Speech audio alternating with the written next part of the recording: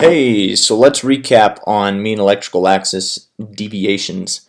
Recall that mean electrical axis is just the vector of basically electrical movement through the ventricles during depolarization and or contraction.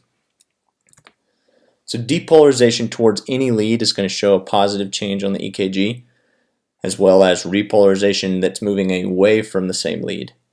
Repolarization is not super important for the deviations that we talked about specifically today. However, this chart is, you need to know it, but we'll go more into it after we simplify it. So basically, you can figure out axis deviations just using lead 1 and AVF. So we know that lead 1 is at 0 degrees and AVF is at 90 degrees. So if we're moving directly towards lead 1, we're going to see a positive voltage change in lead 1. So if our axis deviation is anywhere on the right side of the circle, we should see somewhat of a positive change on lead 1, right? And just the opposite, if our deviation is on the left side of that circle, we're going to see a negative change in lead 1. The same goes for AVF, so if we're moving directly towards AVF, we're going to see a positive change in AVF, and vice versa. So using AVF, we can determine whether we're going to be in the top quadrants or in the bottom quadrants. So if we have anything moving perpendicular to lead 1, we're going to see an isoelectric change. That's going to tell us that we are at, say negative 90 or at 90 degrees approximately. And the same thing goes for any lead. Any lead you see this isoelectric change in means that your electrical activity is moving perpendicular to that and across a different axis. So this is everything back together, and on the bottom you see the chart we use to determine left versus right versus extreme right axis deviations. On the left we have the chart we're going to use, and on the right we have the simplified version. So looking at 12 leads, there's a whole lot going on, so let's simplify it. Start out, just look at lead 2.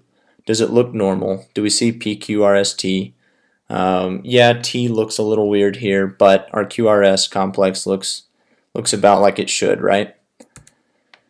Lead 1. Okay, so lead 1 is not super positive, and it's not really negative either. I guess you could call it isoelectric. If you're not confident in that, we can move on. But using that, we know that our deviation is likely at negative 90 degrees or at 90 degrees.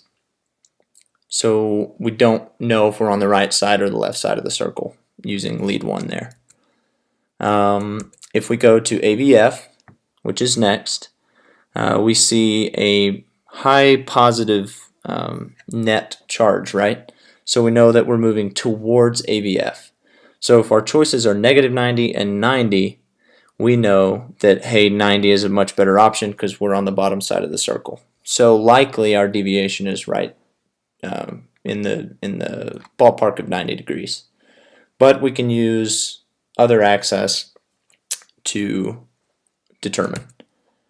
So now we can look at lead 3 and lead 2, since those are adjacent to the 90 degree, and figure out basically which one's more positive.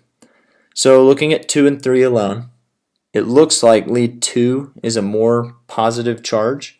So likely that deviation is not at 90, but it's favoring towards lead 2. So I'd put it between 60 and 90, and we know normal can be about 70. If we use AVR and AVL, we can determine similar things.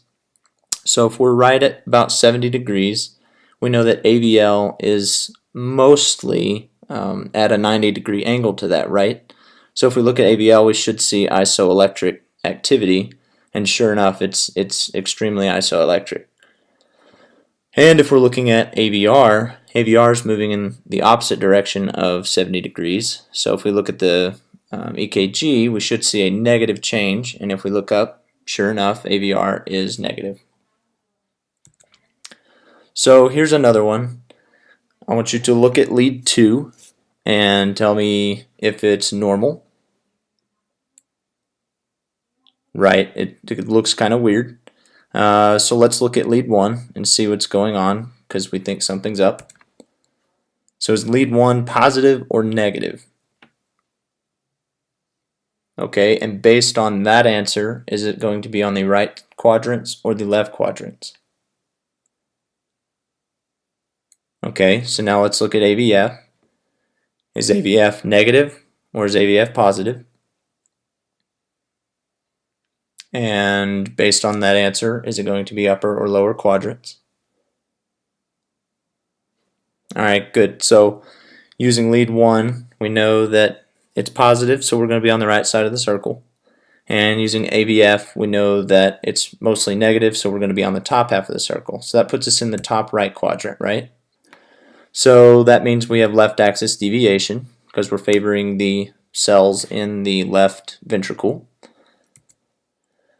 And we can use the remaining leads to confirm what we just found. So let's look at lead 3.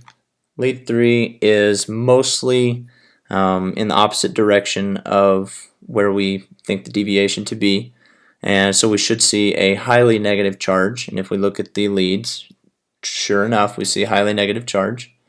AVR is arguably at a 90-degree angle, so likely isoelectric. Maybe it's a little bit away, maybe negative. So we look at AVR, and it's a little bit negative.